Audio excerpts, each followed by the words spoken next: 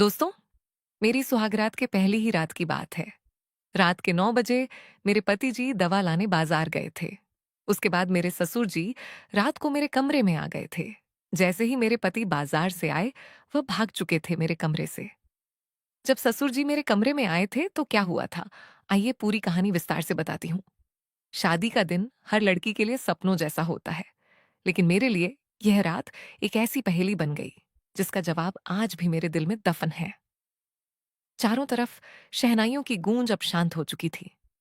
नया घर, नए लोग और एक अजीब सी घबराहट के बीच मैं लाल जोड़े में सजी उस कमरे में बैठी थी जो आज से मेरा होने वाला था। मेरे पति विनीत कमरे में आए और मुस्कुराते हुए बोले, आरती, तुम बहुत थक गई होगी, तुम बैठो, मैं नीचे से तुम्हारे लिए दूध और कुछ सामान लेकर आता हूं। विनीत के जाने के बाद मैंने कमरे की भारी लाइटें बंद कर दी, क्योंकि मेरी आंखों में थकान की वजह से जलन हो रही थी। कमरे में सिर्फ खिड़की से आ रही हल्की सी चांदनी और एक कोने में जल रहे छोटे से दिए का धुंधला उजाला था। कमरे का माहौल शांत था और मैं घूंघट के पीछे अपनी ही दुनिया में खोई हुई थी। इस बड़े से पुराने पुश्तैनी मकान के उस कमरे में 2 दरवाजे थे। एक मुख्य रास्ता जो आंगन की तरफ खुलता था, और दूसरा एक छोटा दरवाजा जो पीछे के गलियारे की तरफ जाता था, जिसे अमूमन बंद रखा जाता था। कुछ ही मिनट बीते थे कि पैरों की आहट सुनाई दी। मुझे लगा विनीत वापस आ गए। कमरे में अंधेरा होने के कारण मुझे सिर्फ एक साया सा नजर आया। वह साया चुपचाप मेरे करीब आकर बैठ गया। मैं शर्म के मारे कुछ बोल नहीं पाई। तभी एक भारी और धीमी आवाज गूंजी, मेरी जान, बहुत थक गई होगी, लाओ, पैरों में थोड़ा तेल लगाकर मालिश कर दूं, सारा दर्द मिट जाएगा। आवाज थोड़ी बदली हुई और भारी जरूर लगी, लेकिन मैंने सोचा कि शायद शादी की थकान या विनीत के गले में खराश की वजह से ऐसा लग रहा होगा। नई नवेली दुल्हन होने के नाते मैंने कोई सवाल नहीं किया। उन्होंने पास ही रखा तेल उठाया और धीरे धीरे मेरे पैरों की मालिश करने लगे। उस स्पर्श में एक अजीब सा ठहराव था। थकान के बीच वह मालिश मुझे बहुत राहत दे रही थी, इसीलिए मैं चुपचाप आंखें बंद किए सब महसूस करती रही। धीरे धीरे बात आगे बढ़ी। मालिश करते करते उनके हाथ मेरे पैरों से ऊपर उठकर मेरी कमर तक आ गए। उन्होंने हौसले से मेरी कमर को सहलाना शुरू किया।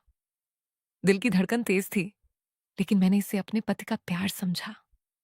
इसके बाद उन्होंने बहुत कोमलता से मेरे चेहरे से घूंघट हटाया, मेरे गालों को छुआ और बंधे हुए बालों के जूड़े को धीरे से खोल दिया।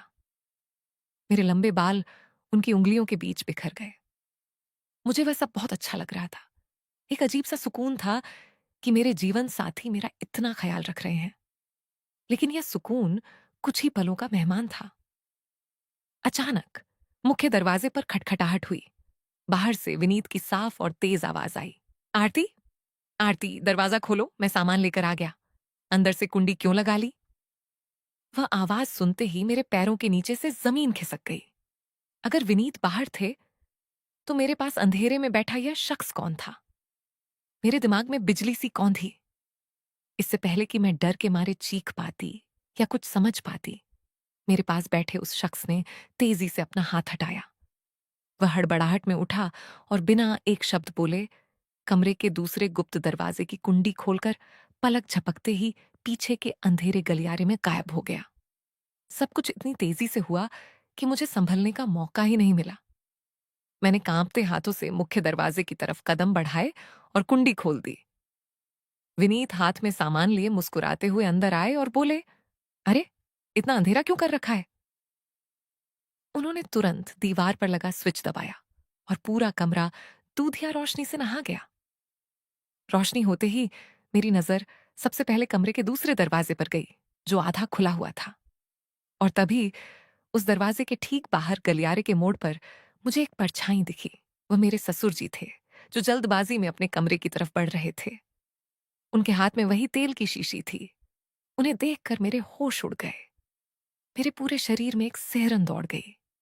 जिस स्पर्श को, जिन बातों को मैं अपने पति का प्यार समझ रही थी, वो दरअसल मेरे ससुर जी का धोखा था। अंधेरे का फायदा उठाकर उन्होंने मर्यादा की सारी दीवारें लांघ दी थीं।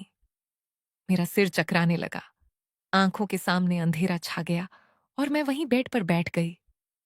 विनीत ने मेरी हालत देखी तो चिंतित होकर पास आए। आरती, क्या हुआ? तुम इतनी डरी हुई क्यों हो? पसीना क्यों आ रहा है?